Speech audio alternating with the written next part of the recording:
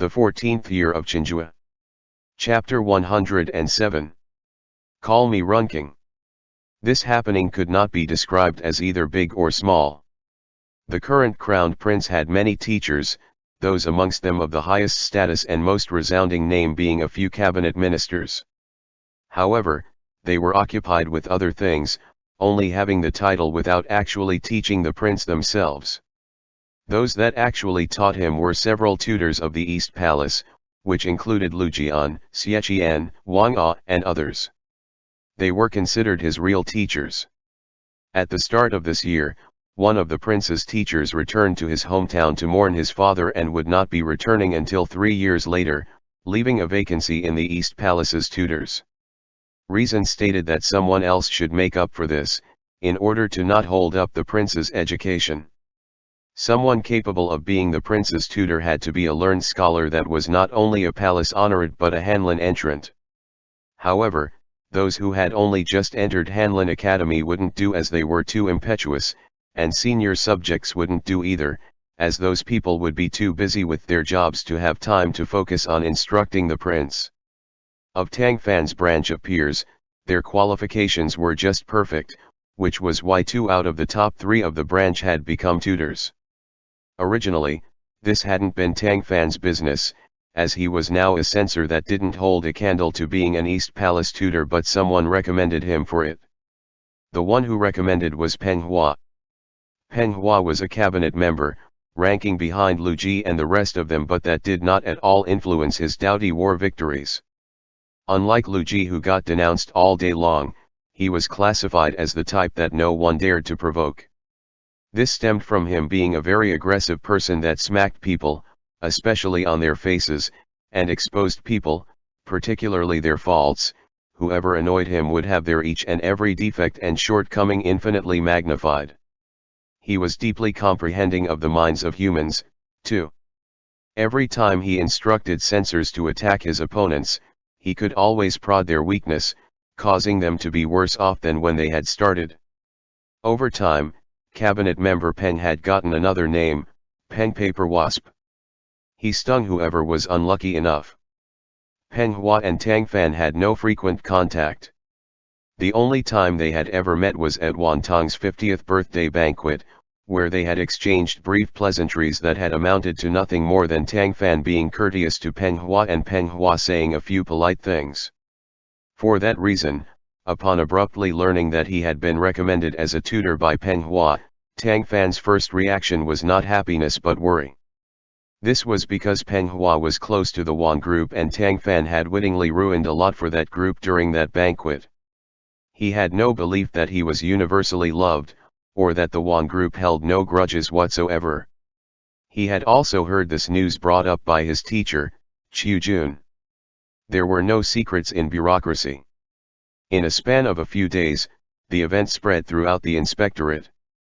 Many of his colleagues looked at him with envy in their gazes, believing that Tang Fan had walked into some great luck. Being the teacher of the future emperor meant that one's career path would be a little smoother than the others. Furthermore, being a tutor didn't mean that one would need to resign from their current post, so Tang Fan would both be able to have his identity as left metropolitan censor and be a lecturer in the East Palace. The two were not irreconcilable. At most, Tang Fan would be getting more of a good thing, not receiving any hindrance to his current career path. This was a glorious thing that many wouldn't find even if they sought it out. Tang Fan, however, was a mute that had eaten gold thread, unable to describe its bitter taste. Chenghua had recommended him for no good reason. The man couldn't have been doing his daily good deed and taking joy in helping others out, could he? Chenghua had no clear idea of Tang Fan's intellect. How would he know that he was capable of guiding the crowned prince? There had to be something afoot. Tang Fan pondered back and forth. Even though he wasn't sure of the other's intent, he couldn't just be led by the reins like this, so he hoped to be able to go through Wang Zhi to find an excuse for himself to resign from this duty before the emperor. However, after several days of waiting, Wang Zhi never once came out of the palace. This went until the evening of a certain day, when Tang Fan got back from the inspectorate and ran into the travel-worn Suizhou at the doorway. At this unexpected encounter, both were taken aback. Suizhou was fine, but Tang Fan instantly thought of the scenario where he had quickly nabbed Dong's jade pendant to give to the man, and felt that act to have been incredibly stupid. He hated that he couldn't go back in time and prevent it from ever happening. Afraid that Suizhou would ask about what he had been trying to say, he immediately took a step back, laughing dryly. "You're back, Guangchuan. Oh no, I just remembered that there's something at the inspectorate that I forgot. I'm going back to get it." With that, he turned and went, as if there was a ghost chasing after him. "Stop." Tang Fan's figure subconsciously stopped, after which he inwardly scolded himself, "Tang Runking, you're really hopeless, stopping whenever anyone tells you to stop. You're not trying to avoid me, right?" Suizhou asked coldly. Tang Fan turned around, doing all he could to put on the most innocent expression he had ever had in his life. "Why would I avoid you? You're thinking too much." The other was expressionless. "What was the purpose of you giving me Dong's pendant?" Mr. Tang laughed. "There wasn't one. I saw that you left so quickly that you didn't have time to put on a pendant to weigh down your clothes, so I gave you one." "Then why didn't you give me your own?" "I wasn't thinking that hard." He regretted saying that. It was such a perfunctory answer, even he couldn't stand to hear it. Suizhou gave him a profound look, tossing him something.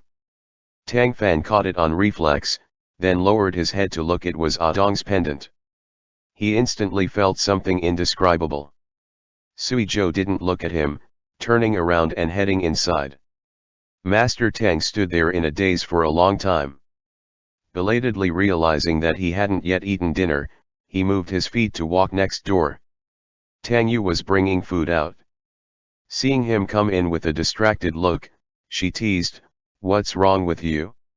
You look lovesick." Snapping out of it, Tang Fan handed the jade pendant to Dong.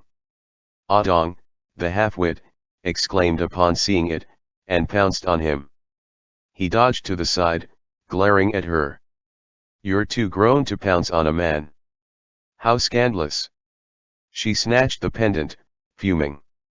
"I knew my pendant vanished for no reason. I set it on the table last time, so I thought Qilang took it. You grabbed it without saying anything." Tang Fan felt a little guilty. "I was in a rush at the time, so I forgot to tell you." She blinked. "Where is yours, then?" He wanted to say that it was on his waist, but when he felt for it, he discovered empty air. No pendant was there at all. Now, he was completely dumbstruck. Dong chewed her tongue. "You lost it, brother. That was good jade. Quick, think of where you might have lost it. Did it get knocked off when you came in from outside?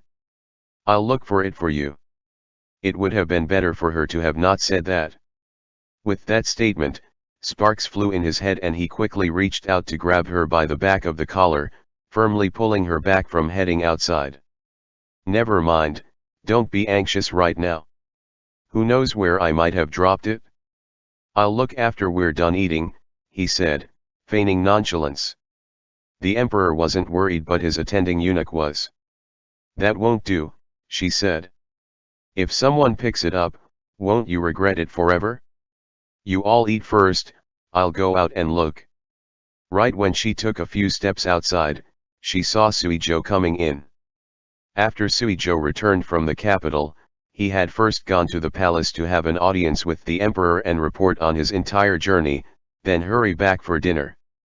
Despite his recent change of clothes, it could be seen that his days of running back and forth had made him rather tanned. Dong said hello to him, quickly went to head out, then suddenly gasped. "Brother Sui, why do you have my Gage's jade?" The little lady's voice making a big thing over not much caused Tang Fan's heart to leap. Following the sound, he indeed saw a piece of jade hanging from Suizhou's waist, which was precisely the one he had lost. "He gave it to me," Suizhou answered. "Really? Dong asked skeptically. She looked back at Tang Fan, saw that he wasn't arguing and had to tease. You sure are something. You gave your pendant away, then forgot about it? Have you been working too much at the bureau recently? Your memory is about the same as an old man's. How could he say he hadn't, under these circumstances? He could only give Suizhou a scathing look, thinking to himself that the man was truly shameless. Noticing the undercurrents hidden between the two, Dong and He Cheng were clueless, but Tang Yu only shook her head with a smile. Guangchuan, you must be tired from the journey. Come sit and eat. Suizhou nodded. Thank you, Jija.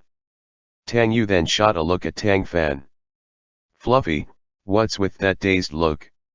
Help set out the chopsticks.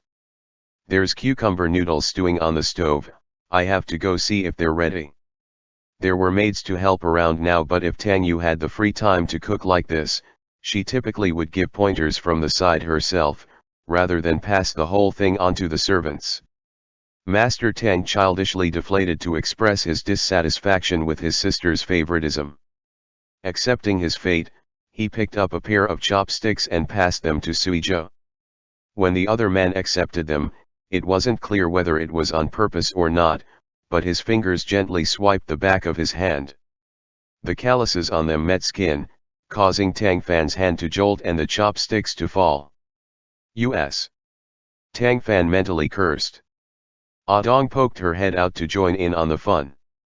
What's the matter, brother? You've been absent-minded all night. It's nothing. Tang Fan pushed her head away, bending over to pick up the chopsticks. Go get your food. A maid brought the cucumber noodle stew in, Tang Yu walking behind her. She had happened to see him drop the chopsticks, chiding, How old are you? You can't even pass chopsticks without dropping them on the ground. Master Tang's injustice nearly made him feel sympathy for the eternally wronged Marshal Yu. He had to give Suizhou a vicious look, only to find that the man wasn't looking his way at all but speaking with He Cheng. After He Cheng had been training for a time in the Northern Administrative Court Division's training grounds, Suizhou had noticed that his physique had gotten tougher, so he didn't make him go back again and only having him practice what they had taught him before in order to keep him fit. The office apprehended major criminals as imposed by royal orders, in the end, and also had the hellish imperial prison, a bloody aura overflowing from it all. It was best for children like He Cheng and Dong to not go there so much. Due to his experience in the Jinyue, He Cheng had become somewhat close to Suizhou. Instead of fearing his stoic face, he excitedly asked him about some things during melee training. Eat without speaking, sleep without talking, such went an ancient proverb, the standard of every household. However, when it came to the Tang family, it was hard for all of them to be able to come together for dinner after a long day. If they solely ate without communicating, feelings would inevitably be hurt, so there was no such standard here. Tang Yu prompted the two children to start eating. Ignoring Tang Fan's resentful look, she placed mushu in vinegar sauce into Suizhou's bowl. Guangchuan, will you be able to stay a while this time? She asked. I should be able to. She glanced at Tang Fan, then asked, How are wedding preparations going? Tang Fan's hand that had been reaching for the stew paused, then spooned some into his bowl like nothing had happened. He bowed his head and started eating. They're about done, Suizhou answered. The date can be set for next month. A good deal of work could be said to have gone into the stew when Tang Yu had made it. In the pot was mincemeat, shiitake mushroom, crab, tofu, and bean starch noodles. After being simmered for 2/4 hours, the sliced cucumbers were to be added, as well as water and seasonings. Once the cucumbers were lightly cooked, the boiling could begin. During that period, the noodles would absorb the umami flavor of the miscellaneous ingredients, all of it cooked into a tenderness that made it melt in the mouth. The most wondrous thing was the cucumbers enhancing the flavor, making the entire dish even more sweet and refreshing. It had always been Tang Fan's favorite. And yet, as he ate this dish that his sister had so carefully cooked, he felt that it wasn't as delicious as it used to be. He felt a spot of warmth on his thigh. He lowered his head to see that there was a hand placed on it. There was no need for him to think about who that hand could belong to. He was vibrantly furious. While Tang Yu and the others weren't paying attention, he reached under the table and tried to pry that paw off, but no matter how he tried, the hand was like a locust, not budging at all. His minute motions finally alerted Tang Yu. Seeing her brother's face slightly twitch, she asked, "What is it, Fluffy? Do you feel unwell?" His mouth drew back. "No. I was just bitten by a mosquito." The mosquito left his thigh at last. Looking at Suizhou again, the latter still quietly had his head bowed to eat, as if that hadn't been his hand just then. Him trying to look like he hadn't been involved made one's hackles raise. With that, Tang Fan's appetite greatly increased, leading to him taking a few dishes and repeatedly finishing off the white rice in his bowl. "Fluffy." The speaker was not Tang Yu but Suizhou. Hating him on the inside, Tang Fan's face was blank. "Call me Runking." Tang Yu was heard to pt. Tang Fan looked at her hatefully. Suizhou was, in contrast, good-tempered. "I have something to say to you. Let's go to the study. There are no outsiders here. You may as well just say it. It's related to you being an East Palace tutor." When he spoke like this, if Tang Fan refused again, it would seem like he was being petty. He could only follow him into the Tang study. "When I went into the palace today, I ran into Wang Ji. He said to pass on to you that it would be best for you to not resign from the role of tutor." Tang Fan hadn't expected that he would talk actual business. After being stunned for a bit, he asked, "Why? If you want to enter the cabinet someday, this role will add a splendidly colored mark onto your qualifications. Any civil official of the great Ming would have this ultimate dream of entering the cabinet." Tang Fan already had all the prior requirements for entering the cabinet. He was not only a palace honorate, but a Hanlin entrant. His only minor shortcoming was that he had been in the academy for a mere 3 years, not remaining to simmer his qualifications there like the rest of his peers, but if he could become an East Palace tutor, that little flaw would be nothing at all. Following the ascension of a new emperor, he would first promote his subjects and confidants that were close to him. East Palace tutors, as teachers that were entrenched in the Son of Heaven's residence, were indisputably connected close to him. This would have been a superb assignment, but since it had been brought up by Chenghua, a member of the Wan group, it made Tang Fan hesitate quite a bit. Hearing his apprehensions, Suizhou asked, "Can you guess the motive behind Chenhua's action?" Tang Fan smiled bitterly, shaking his head. "If I could, I wouldn't be so worried right now. I really would like to hope that he recommended a talent for the good of the nation and out of a mind to help the public, but he doesn't seem to be the type. If I was alone at this point, then even if something did happen, me getting dismissed or resigning wouldn't be anything awful. I worry that since the Wang group clearly knows of my connection to both you and Wang Ji, they want to go after me first, and use me to bring you two down afterwards." With Suizhou currently around, Wan Tong would never have a day where he could fully control the Jinyiwei. He horribly hated him, but there was nothing he could do. After what had happened with Daitong, the Wan group regarded Tang Fan and Suizhou as thorns in their side all the more. Chenghua wasn't really a member of the Wan group, but Tang Fan wasn't about to take him lightly. Suizhou knew what he was thinking of. "You don't need to worry. Wan Tong can't do anything to me, and since Wang Ji advised such, that shows that there wouldn't be any problems on his end. He also told me that Huayan knows of this and also expressed his approval, hinting for you to take up the decree." Tang Fan was startled. This is what the crowned prince wants. Huayan is always close to the prince, and if he isn't, then he isn't too far. The prince likely has a good impression of you, and hopes that you'll take on the task. Tang Fan considered this for a moment, then came to a decision.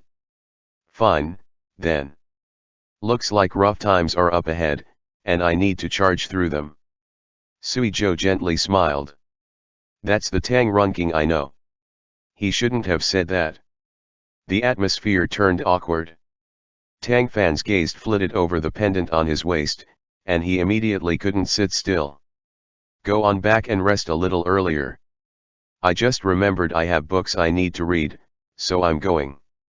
Not waiting for Suizhou's response, he got right up and left, the way he deliberately teetered around Suizhou resembling how one would avoid a flood, or rabid beast. He had forgotten that if Suizhou wished to stop him, then no matter how he tried to leave, he would definitely be stopped. However, Suizhou just sat peacefully in his spot, watching his fleeing figure sink completely into the darkness, after which he lowered his head to look at the jade pendant he was playing with in his hand. Sending something and immediately refusing to acknowledge it, having something taken and then playing dumb. He was clearly already on the chopping block, yet he believed that he was still able to fly out of the spider's web. Suizhou shook his head a little, a tiny, invisible smile streaking across his eyes. The decree appointing Tang Fan as an East Palace tutor was soon issued. According to the rules, Tang Fan did not need to resign from his original post at the inspectorate, let alone go to report to the East Palace every single day. As the prince had other teachers to give him lessons, he only needed to go there once every 5 days. His Highness the Crowned Prince was now 13, a half-grown teenage boy. In a poor family's household, that would be enough for him to bear an entire family's worth of property, and no longer be regarded as a child. People of this age were most liable to think up some original, out-of-the-norm ideas. Were he an average student, that would be fine, but when faced with the heir apparent of a nation, the prince's teachers had to treat him with 120,000% concentration, carefully selecting his lessons and being cautious out of fear that one misstep would hold up his progress. You're really calm, Runking. When I first came to the East Palace, I didn't have your self-restraint. To welcome this new teacher, the crowned prince had specifically asked that another teacher, who happened to be Tang Fan's same-year friend, show him around, thus showing his respect. The other man also held an East Palace post as an attending lecturer. Tang Fan laughed. I've been to the East Palace before when I needed to handle a case. That's why I'm not surprised this time around. Right? How could I have forgotten that?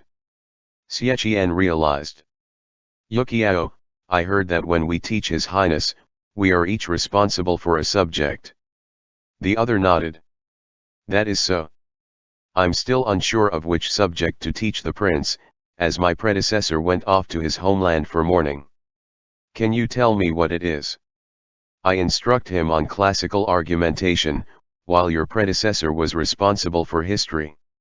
So, if nothing goes wrong, you should also be responsible for history. Tang Fan was slightly surprised. He's interested in learning classical argumentation, too. Xie sighed with a smile. He must not only learn what we have learned but learn what we never have, of course. As I see it, even though he's very young, he's still royalty.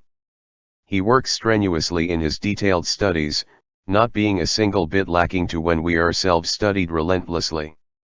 However, he lowered his voice, his days in the palace aren't too easy. You must have some caution.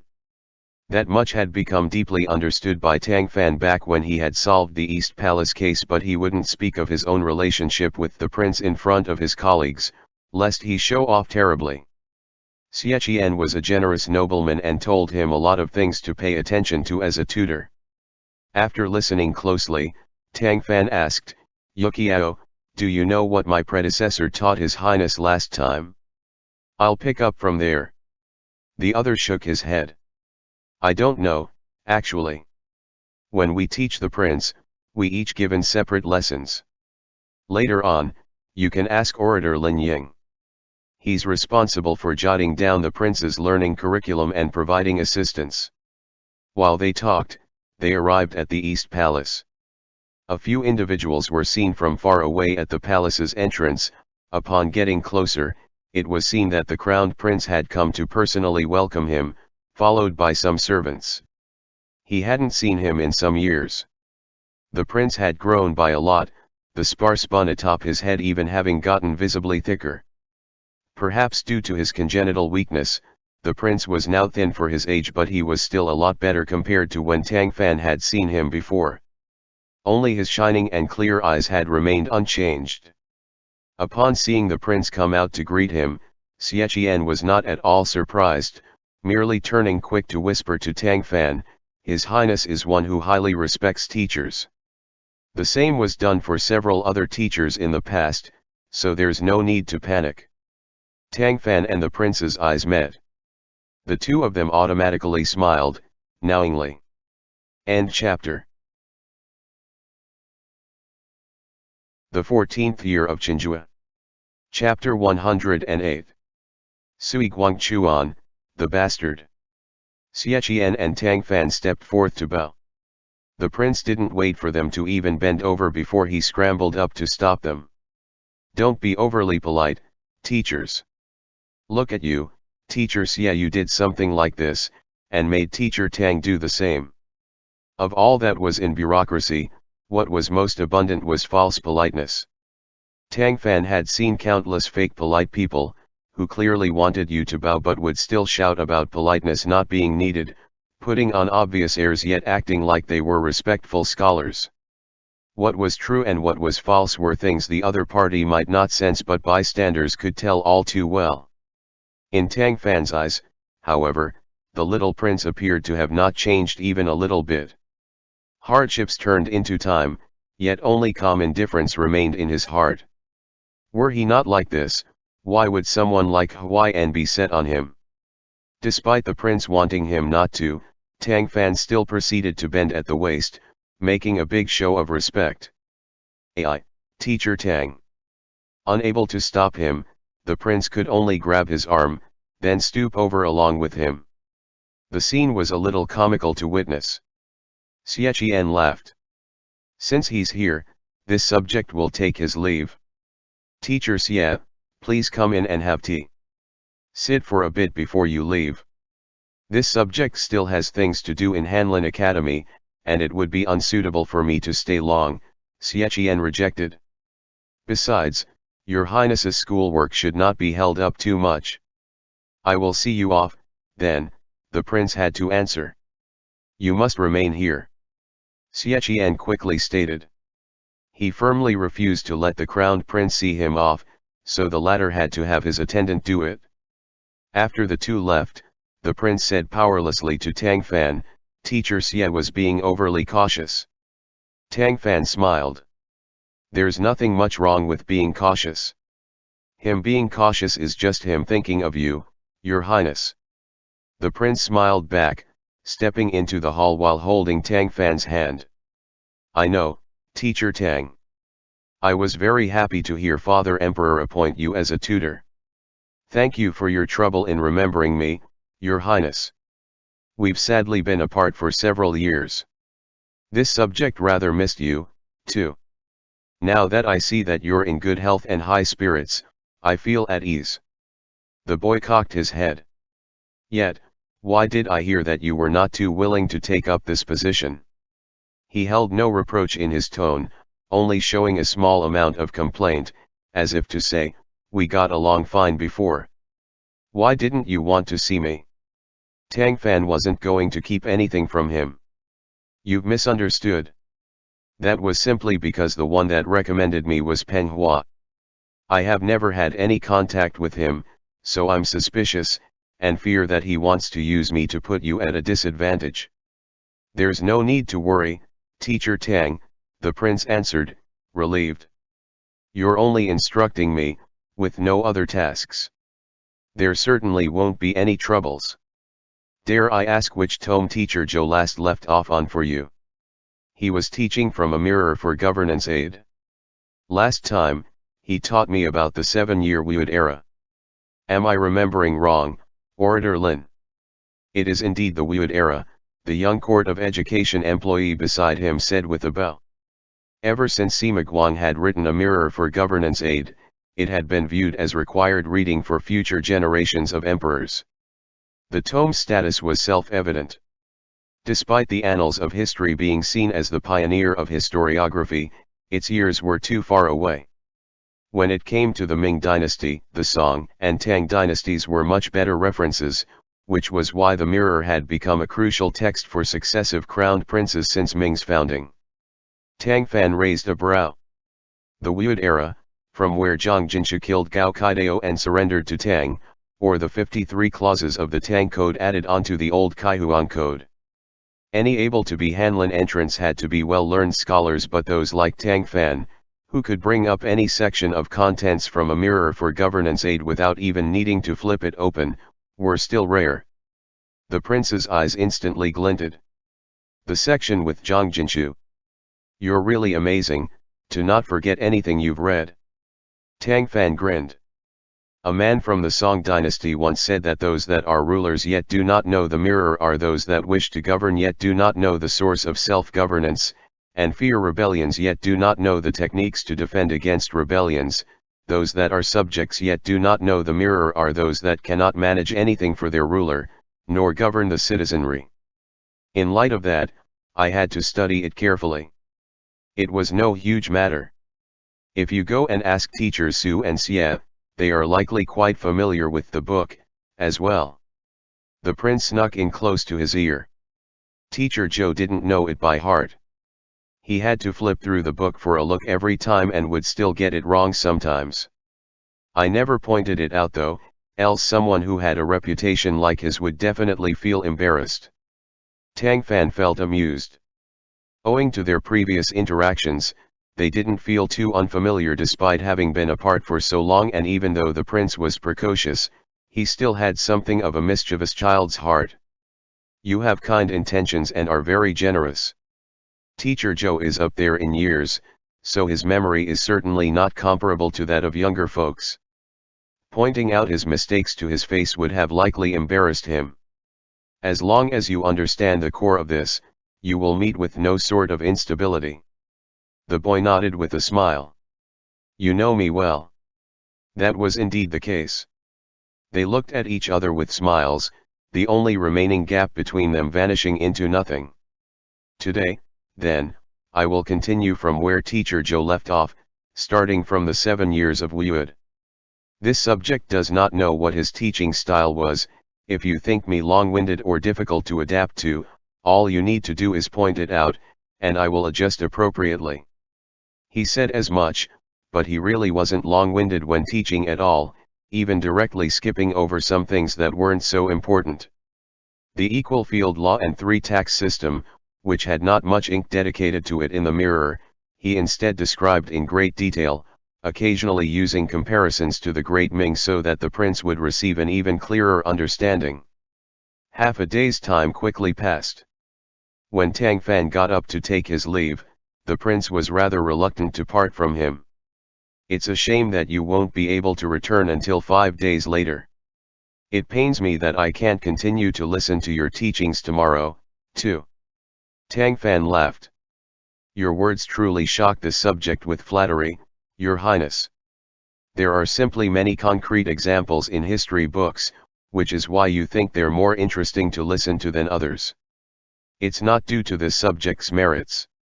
As a thoughtful and considerate child, the prince knew not to speak like this too much, else it would make his other teachers ill at ease to hear, and also gain Tang Fan enemies for no reason. It was I who spoke rashly. I will see you off, Teacher Tang. He ignored Tang Fan's rejection, personally wishing to escort him out. In the end, Tang Fan had to say, Please remain here, Your Highness. It would be better to let Orator Lin see me off. Teacher Tang is right, Lin Ying said. Please remain here. You must not be too attention-grabbing. The prince was forced to stop. If you please, then, Orator Linear. While they walked out, Lin Ying brought up a topic on his own. Your lectures differ greatly from Teacher Zhou's, giving one quite an undivided sense of altruism. It's little wonder as to why His Highness was unwilling to part from you. He has been cordial with others before, but this humble official has never seen him be so close to a teacher who's teaching for the first time. I presume that you're an old acquaintances with him.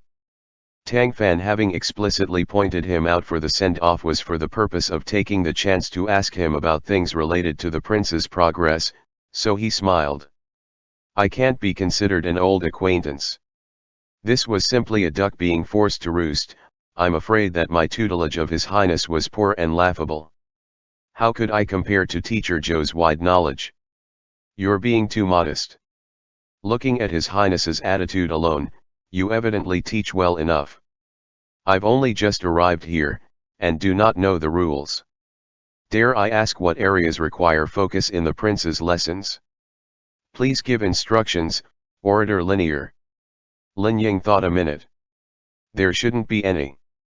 However, the grand teachings of literary flourish reached completion not too long ago, and His Majesty looks upon it very fondly. Once the mirror is done, the grand teachings should be taught from.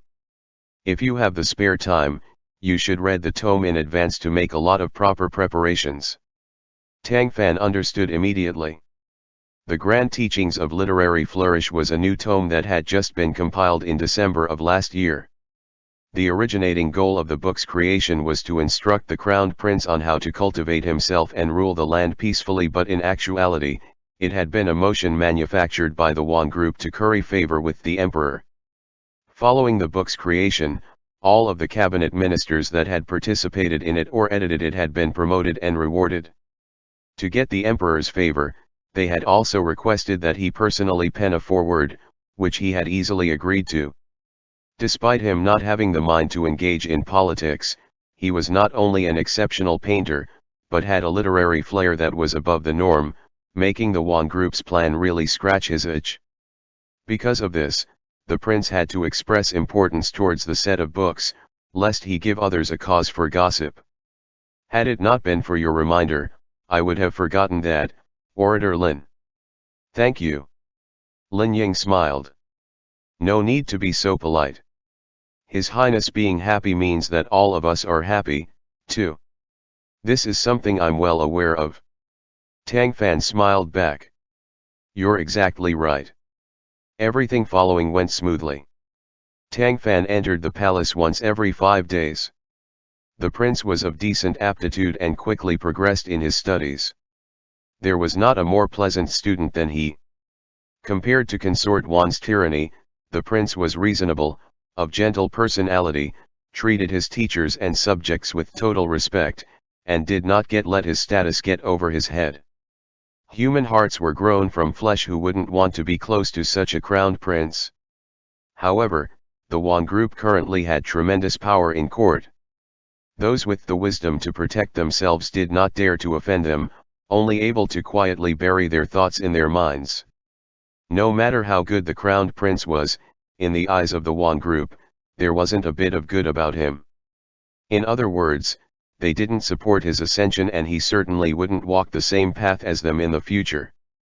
Hence was why, even though Consort Yuan hadn't had a son herself, she had to support Consort Xiao's son, the current second prince, Zhu Yuyuan, for position of the heir apparent. Of course, that stemmed from Consort Xiao bowing low before Consort Yuan, adhering to her through filial piety. Zhu Yuyuan was 7 years old. According to sequence, he ought to be the 4th prince, but 2 of his older brothers had passed in their youths, the crowned prince notwithstanding. He was not a half-grown teen like the crowned prince, nor had he have a hard childhood, nor was he early maturing in wisdom, nor was he uninfluenced by the Yuan group. He was a prince that had practically grown up inside a pot of honey, loved by his parents since childhood. Obviously, he was pampered, and nothing like the crowned prince, who had almost lost his young life. A child like him was clearly much easier to control than the crowned prince. In spite of only spending a brief morning in the palace, Tang Fan was already acutely aware that the crowned prince's current situation was a bit isolated. Furthermore, the rumors outside of the palace going around about the crowned prince being replaced had never ceased, some even saying that his health was weak, which would not be promising towards the proliferation of the royal family. In contrast, Zhu Yuyuan was strong-bodied, making him more suitable for the continuation of the lineage. There was both truth and falsehood to the rumors, yet more falsehoods than truth. One thing was certain, if the crowned prince's position genuinely was as stable as a boulder, these rumors wouldn't have disseminated in the first place, and no one would have believed them. Also, while coming to and from the East Palace, Tang Fan had once inadvertently discovered some people spying in the dark like ghouls. He knew that they must have been sent to monitor the East Palace, and to look for things that could be used against the crowned prince. However, with Tang Fan's present position, even if he was the prince's teacher in name, there was nothing he could do. On that topic, even when Chen was being taught, his mind would inevitably start wandering after sitting for a long while, but the prince's would not. From start to finish, he would be completely focused on listening to his lessons and asking questions whenever there was something he didn't understand. What teacher wouldn't inevitably adore a student like him? Despite Tang Fan not saying so, he had seen too much noxious air in the present court. Like many, he held high hopes for the crowned prince, and became biased towards him at heart. When it came to the prince's lessons, he was more attentive, needing to carefully prepare for the 5-day interval lessons in advance. As expected, the prince came to be all the more fond of Tang Fan's lessons, at times even accidentally letting his mouth run. It got the point that even Xie had jokingly complained that the subject he was responsible for was too arcane compared to what Tang Fan had to do, which had led to the prince being fascinated by the novelty. On this day, when Tang Fan came home from the inspectorate, he saw that Dong was dressed up nicely, even having brought out the gold wire bracelet inlaid with rubies that she never usually wore. Our Dong is such a pretty young lady. What handsome lad are you planning to go out and see? He wondered. She jumped up to berate him. All you know how to do is make fun of me all day, gig. He beamed as he patted her head. Who's forcing you to always be a monkey that dances around with swords, waves around sticks and even runs off to climb trees? I'm worried about how you'll marry someday. At long last, you look a bit like a young lady that puts me at ease a lot. Dong pouted. What do you mean, dancing around with swords and sticks? Were it not for me, Jija would have been taken away by that he by force. Yes, he conceded, but no matter what is said, you'll always be a woman and this is your natal family. Your brother and sister know how you are, but that might not be the case when you get to your husband's family. You need to learn to be a little more restrained, even if you have to fake it. There's still 3 years away from my hairpinning age, she said, feigning anger. Most big brothers wish for their little sisters to stick around for longer, but you itch to marry me off. He burst out laughing. That's because you eat too much. I'm worried that you'll eat us out of house and home. The two joked around for a bit, until she hurriedly bounded some steps away. No more playing, Aji is going to help me put my hair back up in a bit. I need to rush over to the Sui residence. We can talk later. He grabbed her. Why are you getting so dressed up to go there? Did Sui Dage not tell you? Abi's marriage is set, I'm going to congratulate her. Thinking of what Sui Zhou had said last time, Tang Fan's brow creased. Speaking of that, Guang Chuan is about to get married too, right? Dong was quite confused. I haven't heard of that. He faintly detected something amiss. Wasn't he going to marry his cousin? You remembered wrong. Sister Chiao already married last year. Then, is his marriage still up in the air? Yep. I heard that he wasn't happy with the engagement his family got for him and refused it. Abi is a girl in her prime, so she can't afford to wait for him, so their family said that she should be engaged and made to marry first. Sui Dage knows as much. Did he not tell you? Though there was an order of seniority, a lot of affairs amongst the citizenry were not overly particular like in the Sui family situation. Since Sui Zhou's engagement was drawn out and undecided, his little sister could marry before him through their family's initiative. Upon hearing this, Tang Fan only felt a burst of fire started in his heart, and couldn't help but harshly swear on the inside, Sui Guangchuan, you bastard. Making him think that he was getting married this whole time, only to have been keeping him completely in the dark. Seeing that his face was flashing green and white, Ah Dong kept asking him what was wrong with him. He had no desire to explain to her, so he reassured her, then strode out, ready to find the guilty party and settle the score. Right when he had just walked out of the gate, he saw a litter stopped at the entrance of the alley up ahead. As for the one that stooped and stepped out of it, he could not be more familiar with him. The other party having come here at night time was likely not to reminisce about old times.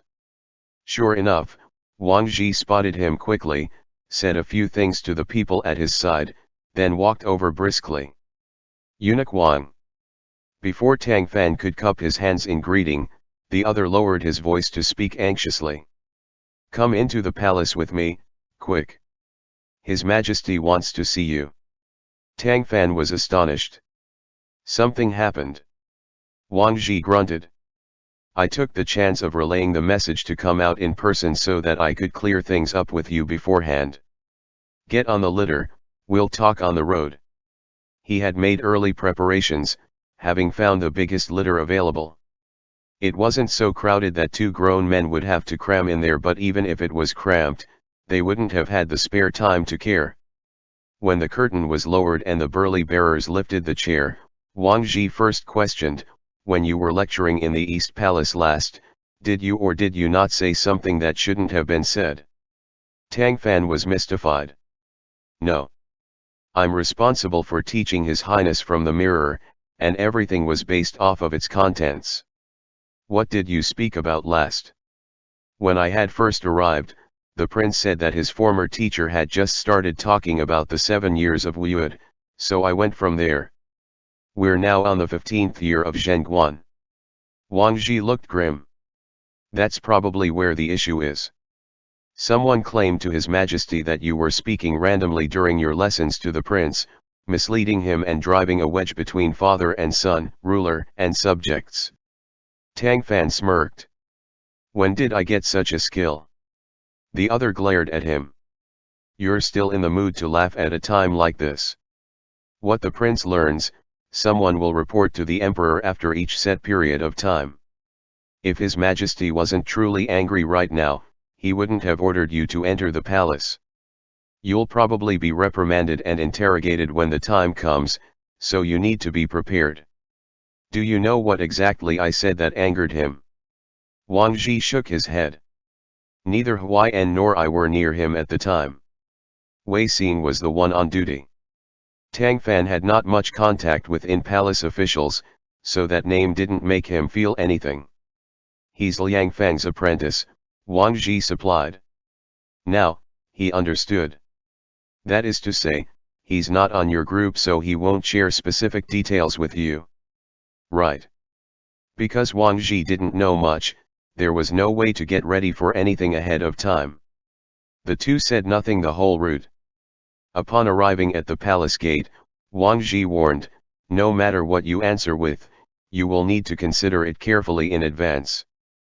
Before the switch, Wang Ji never would have given such warm-hearted advice, but he really didn't know the details of what was happening, so he had no choice but to repeatedly warn Tang Fan out of fear that he would cause a calamity. The emperor hadn't ordered Wang Ji to go out and pass the message on to begin with, while Wang Ji had used his own position to go in person and give Tang Fan an advance warning. This made it inappropriate for him to lead Tang Fan to the emperor, and he had to call another palace attendant to do so. The Chenghua emperor was in the midst of reviewing memorials presented by the cabinet. The crowned prince was standing beside him with his hands hanging. They were too distant for Tang Fan to clearly see their expressions, so he was obliged to follow standard by first reporting his name and paying his respects. Tang Fan. Here, Your Majesty. The emperor set down the vermilion brush he held, raised his head, and said something shocking. We told you to teach the crowned prince in value of your knowledge, yet you took the opportunity teaching gave you to beguile him. Is that something a subject should do? Your remarks make this subject fearful, Your Majesty, Tang Fan quickly replied. The prince is the nation's heir apparent. That I am able to give him lessons is truly a blessing to me, and my gratitude for your trust in me is never ending. How could any dissatisfaction arise in my heart? Please retract your statement. Chenghua huffed coldly. We had believed that you being on the honorate roll meant that even if your knowledge was inferior to your peers like Xie and Wang Ao, you must also be exceptional. Yet you used your tutelage to inform the prince of something that goes against proper relationships between ruler and subject, father and son. And you still dare to quibble about it? This subject does not know what you are referring to, Your Majesty. Please clarify. The prince's face had long been filled with worry, and he couldn't hold back any longer, quickly walking out from behind the imperial desk to kneel by Tang Fan's side. Father Emperor, you are brilliantly wise. Teacher Tang conducts himself with righteousness and gentleness, and his lessons picked up from where Teacher Zhou left off. This son has not heard anything wrong, let alone any talk of anything beguiling. The emperor's face was cold. Prince, you do not need to step in for him. We clearly had someone inform Lin Ying to let Tang Fan know to skip over the few tomes of Wude in the mirror. Why did you teach it anyways, Tang Fan? The prince was startled, automatically turning to look at Tang Fan. However, Tang Fan was even more astonished than he. Your Majesty, I have never heard Lin Ying say so. The emperor smiled coldly. You still want to deny it? Someone, call Lin Ying over. Lin Ying was quickly located. Lin Ying, we told you that when giving lectures to the prince, the tomes about Wude were to be skipped over to go straight into Zhenguan's first year. Have you ever informed Tang Fan as such? Answering Your Majesty, this humble subject did indeed inform Teacher Tang of this. When? Right after Teacher Tang's first day of lecturing at the East Palace, this subject saw him off, and warned him on the road. His Highness the Crown Prince can testify on this matter. Prince.